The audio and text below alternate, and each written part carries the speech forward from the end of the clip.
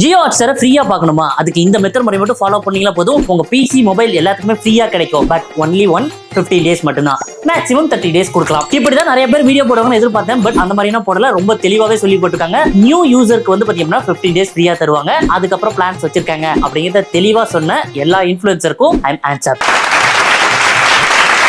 ரொம்ப நாளா ஜியோ சினிமாவும் ஹாட்ஸ்டாரும் ஒன்று சேர போது நாமளே சொல்லிட்டு இருந்தோம். இப்போ வந்து பாத்தீங்கன்னா ரிலீஸ் ஆயிருக்கு ஜியோ ஹாட்ஸ்டாரா புது அப்டேட்டா புது பரிமாணமா வந்திருக்கான். பிளானும் புதுசா கொண்டு வந்திருக்கான். அதுல ஒரு நல்ல பிளஸ் இருக்கு. ஏன்னா 1 இயர்க்கே ரொம்ப கம்மி பட்ஜெட்ல வந்திருக்கு. 1 இயர்க்கு ரீசார்ஜ் பண்ணி வச்சிருங்க. ஏன்னா அடுத்த வருஷம் கண்டிப்பா அதோட சார்ஜஸ் எல்லாம் இன்க்ரீஸ் பண்ணிடுவான். அப்ப இது உங்களுக்கு பெட்டர் ஆப்ஷனாவே தோணும். இது என்னோட ஃப்ரீ அட்வைஸ்.